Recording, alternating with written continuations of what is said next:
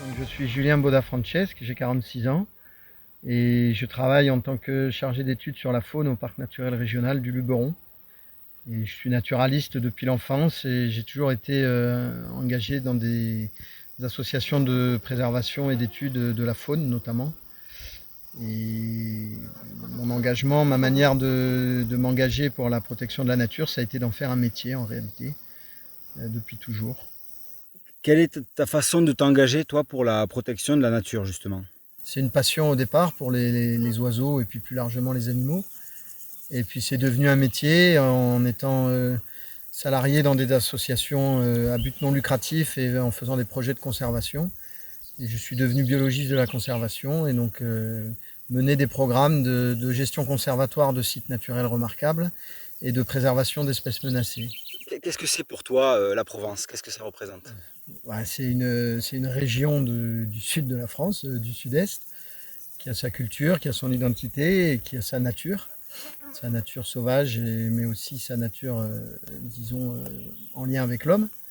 Et ici, le territoire du Luberon et de la montagne de Lure, hein, ce sont des territoires où il y a toujours eu une agriculture non intensive, soit à travers le pastoralisme, les brebis, qui crée des milieux ouverts et une production alimentaire qui est issue d'un système qui respecte quand même beaucoup la nature, qui n'est pas du tout industriel, mais aussi par une agriculture non intensive à travers la polyculture, donc les lavandins, les céréales, les friches, qui constituent les paysages aussi bien du Luberon, ce qu'on appelle le sud Luberon, pays d'Aigues, pays d'Apt, que ici dans le pays de la montagne de Lure, pays de Fort-Calquier, où on va trouver comme ça des mosaïques paysagères travaillées par l'homme depuis des siècles, mais de façon cohérente avec le milieu naturel, ce qui fait que ça crée à la fois esthétiquement des beaux paysages, mais aussi il y a toute une série d'espèces de faune et de flore qui sont réellement liées à l'action de l'homme. C'est-à-dire que si l'action de l'homme cesse, ces espèces reculent et voire disparaissent.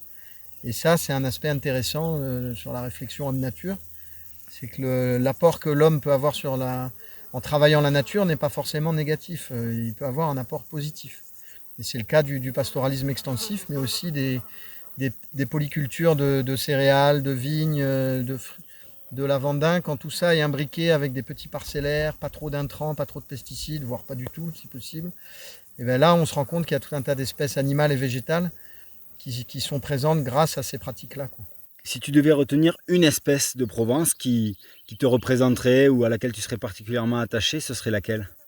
Une espèce emblématique, c'est toujours difficile de choisir, mais pour moi c'est d'abord le vautour percnoptère, hein, qui est un petit vautour migrateur dont une dizaine de couples subsistent en Provence et sur laquelle je travaille et le parc du Luberon travaille depuis très longtemps. C'est un des oiseaux nicheurs les plus menacés d'Europe et de France, hein, puisqu'il est classé en danger d'extinction au niveau mondial Par qui? par l'UICN, l'Union internationale de conservation de la nature. Et voilà, c'est un équarrisseur naturel et éboueur naturel des déchets issus de l'élevage notamment, c'est-à-dire carcasses de chèvres et de brebis. Et quel conseil tu donnerais aux jeunes qui voudraient s'engager pour la protection de la biodiversité? Alors d'abord, le seul conseil que je donnerais, c'est de la ténacité, parce que c'est pas facile. Il y a besoin de gens, ça c'est mon point de vue, mais à la fois des gens qui fassent du bénévolat, mais aussi de gens qui en fassent un métier, parce que l'efficacité sur le terrain, elle se fait aussi à travers des projets financés, structurés, cadrés, mais il y a aussi l'engagement associatif qui est hyper important. Et après, en termes je leur conseillerais de faire un maximum de terrain, parce que biodiversité, c'est donc faune, flore, écosystème. Bon, il y a l'aspect génétique, mais qui est un petit peu différent. Mais il y a énormément de choses qui s'apprennent dans les études et il y a énormément de choses qui s'apprennent pas à l'école. Il faut aller dehors, il faut sortir et pas regarder la nature uniquement à travers des écrans, mais sortir. Est-ce que toi, tu as un message à faire passer au-delà de la jeunesse, aussi aux décideurs? Qu'est-ce qui pourrait permettre d'améliorer la situation des milieux naturels en France, à ton avis? Ou alors c'est une vaste question, mais nous dans les parcs régionaux, on essaye de promouvoir un véritable développement durable, c'est-à-dire pas uniquement sur le papier, de mieux respecter les équilibres naturels dans nos modes de production, qu'ils soient agricoles ou industriels. Et puis il y a un enjeu à repenser nos modes de consommation en tant que consommateurs, qu'individus. Et tout ça doit être soutenu par des politiques cohérentes. On ne peut pas demander aux gens de s'endetter en permanence, de dépenser de l'argent pour acheter tout un tas de biens qui peuvent être agréables mais qui ne sont pas forcément essentiels.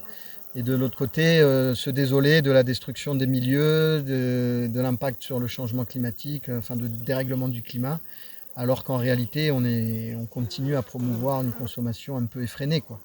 Donc un peu de sobriété ne ferait pas de mal sans être excessif non plus dans ce sens-là, mais quand même là, on n'est pas sur la bonne pente, là.